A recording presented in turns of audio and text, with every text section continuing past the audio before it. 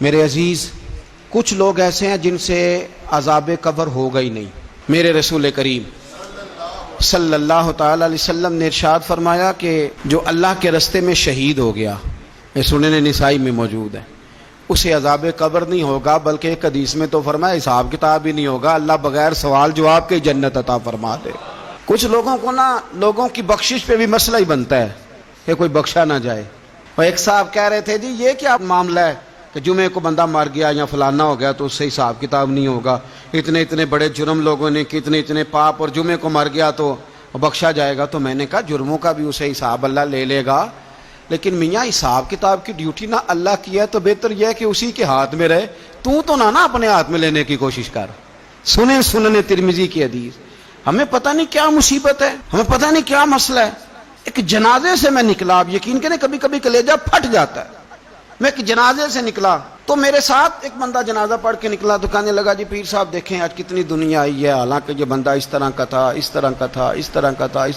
میں نے اسے کہا یار تجھے تو فکر ہی لگ گئی ہے کہیں جنت میں چلا ہی نہ جائے، تو اس طرح کرنا جنت کے دروازے کے سامنے کھڑے ہو جانا ڈنڈا لے کے کہ میں نے نہیں جانے دینا۔ شرم آنی چاہیے ہمیں۔ اللہ فرماتے ہیں جنت اتنی چوڑی ہے جتنے زمین و آسمان، اس کی چوڑائی زمین اور آسمان کے برابر ہے، تو ہم تو اپنے علاوہ کسی کو جانے نہیں دینا چاہتے جنت میں۔ اور بس کریں، جنت خدا کا فضل ہے، اور اللہ فرماتے ہیں میرا فضل میں جسے چاہتا ہوں عطا کرتا ہوں۔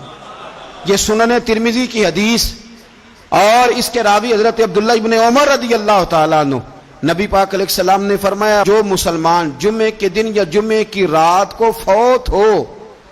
اس کو اللہ تعالیٰ قبر کی آزمائش سے محفوظ رکھتا ہے۔ جو جمعے کی رات فوت ہو جائے یا جمعے والے، یعنی جمعے رات اور جمعے کی درمیانی رات چلا جائے یا جمعے والے، تو اللہ اسے عذاب قبر سے۔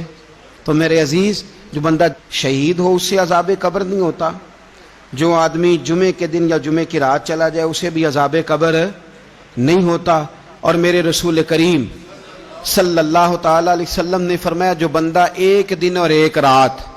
یہ حدیث صحیح مسلم میں، سنن ترمذی میں، مصنف عبدالرزاق میں موجود ہے، ایک دن اور ایک رات اللہ کی رضا کے لیے اسلامی سرحد پہ پہرا دے۔ میں اور آپ سوئے ہوئے ہیں، لیکن وہ لوگ جو فوجی بارڈروں پہ کھڑے ہیں، دیکھو مدینے والے محبوب کس کس پہ کرم فرماتے ہیں۔ ساری عمر نہیں، 24-25 سال کی سروس نہیں، فرمایا ایک دن اور ایک رات اللہ کی رضا کے لیے جو اسلامی سرحد پر پہرا دے، مسلمانوں کو کافروں سے بچائے، رب اسے عذاب قبر نہیں دے گا، اسے اللہ تعالیٰ اپنے فضل سے معاف فرما دے گا۔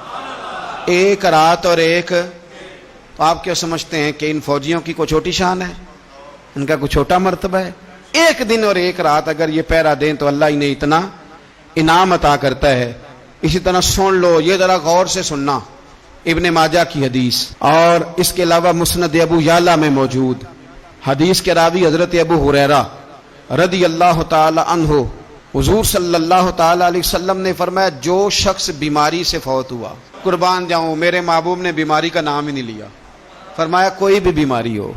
فرمایا جو آدمی بیماری سے فوت ہوا اللہ اسے شہادت کی موت عطا فرمائے گا، اور وہ عذاب قبر سے اور قبر کے امتحان سے بھی محفوظ رہے گا، اور حضور فرماتے ہیں اس کو صبح اور شام جنت کے باغوں میں سے رزق دیا جائے گا۔ جو کسی بھی بیماری سے مرا، یہ لوگ بیماری سے مر رہے ہیں تو لوگوں نے اچھوت سمجھ رہے ہیں، اچھوت، یہ اچھوت نہیں ہے،